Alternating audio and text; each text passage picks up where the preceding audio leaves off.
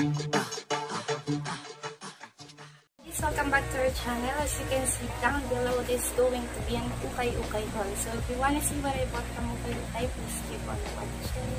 So guys, ito yung mga binili ko sa ukay-ukay. Ito siya, nasa isang plastic lang siya. Sorry kasi kaunti lang siya, pero pwede niya nang punuin itong isang video na to. Kasi feeling ko marami na rin ito. Ewan ko ba? Pero wala siya. Less than 10 pieces siguro siya. So yun guys, ako kasi mahilig talaga akong bumili sa ukay-ukay ng mga damit. Mas gusto kong mamili sa ukay-ukay kaysa sa mga mamahalin or signature. Ganun din ba kayo? Yung parang feeling nyo kapag napunta kayo doon sa mall o kaya sa signature na mga damit, feeling nyo, halimbawa 200, oh gosh, di man yung mabibili nito sa ukay. Tapos ito isa lang, tapos sobrang simple pa ng damit, di ba? Kaya ako, ang ginagawa ko talaga sa ukay-ukay ako bumibili. Kahit tanongan nyo si talagang ukay-ukay queen na ako. Kasi feeling ko mas worth it doon. Meron din naman mga signature doon. And magaganda pa siya. And at the same time, very affordable. So, itong mga nabili ko guys is 55 pesos down below each siya. So, pisahan na natin. Ang una ko nabili guys,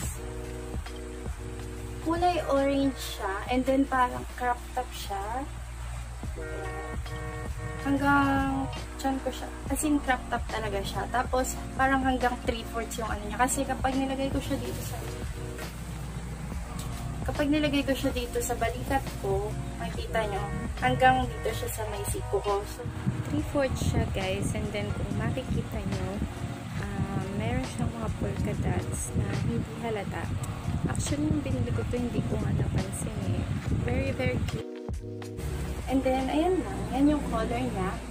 Tapos, ang tatak niya is bread and butter. So, guys, nabili ko to for only 55 pesos sa ukay-ukay. Imagine, 55 pesos. Wala siyang issue. Chinek ko siya bago ko siya binili. Walang issue. And then, sa bread and butter pa, guys. Sabi ko sa inyo, makakabili rin kayo ng mga signature sa ukay-ukay. Okay, next. Ito siya. Simple white lang siya. Na ganyan. And then, meron siya ditong, anong tawag dito? Basta meron siya, parang off-shoulder din siya, pero hindi. Ganyan siya. Nagustuhan kasi may effect siya na ganito, may butas-butas sa gilid. And feeling ko guys, inupit lang ito na t-shirt, pero ang ganda ng pagkagupit niya. And fit na fit din siya sa akin. Siyempre, tiniklip ko ng konti yung sa baba kasi medyo mahaba para mag-fit siya. So, ayun. Ganda naman yung pinalabasan. Then is this. Polo siya, guys. Feeling ko panlalaki siya eh. Pero kasi may iba, may gagawin akong style sa kanya. Hindi ko siya isusuot as ganito.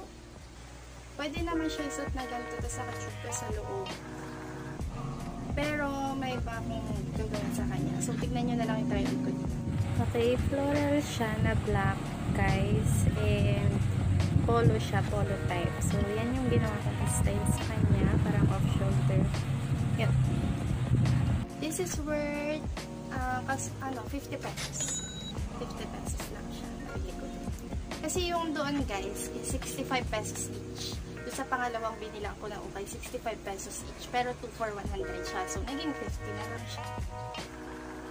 Next. Fourth item, ito siya. Color blue na flowy. Ang ganda nung ganito niya guys. So, tingnan mo. Alam niyo parang sa lamesa. Super duper cute. Yung puting parang mga bulaklak na to.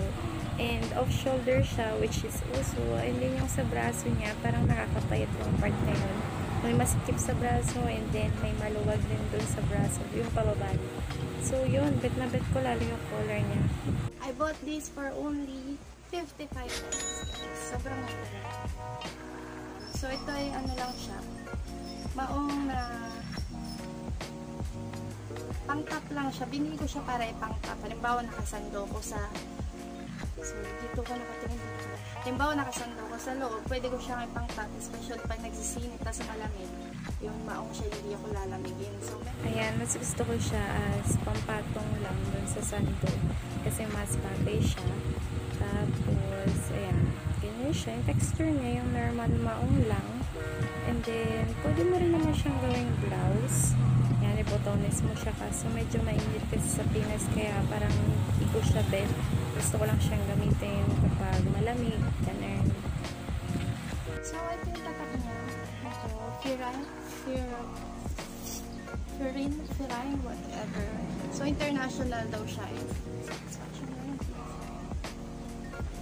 I bought this guys for only 50 pesos. Kasama siya dun sa 2 for 100. Kasi ito guys, 50 pesos lang dito. Kasama siya dun sa 3 for 100. Yung isa kasing binili ko kay daddy ko yung binili kasi hindi naman nagkasya sa kanya. Pero, ayun, nasa kanya din. Kaya hindi ko nang papakit sa inyo. So, ang tatak niya is Esprit. Ewan ko. Diba, signature din yun, which is 50 pesos lang po. And then, tank top lang siya. Para siyang jacket, sweater. Kasi diba ngayon, taglamig na. Bet na bet ko talaga yung color niya, guys. Kasi nakakaputi. And very office yung itsura niya. Tapos, mura pa siya in signature. Meron din siyang hati sa gilid. If ever na masakit, or gusto mong luwagan lang, pwede mo gawin yun. Depende lang naman siya sa choice mo. So, ayun siya.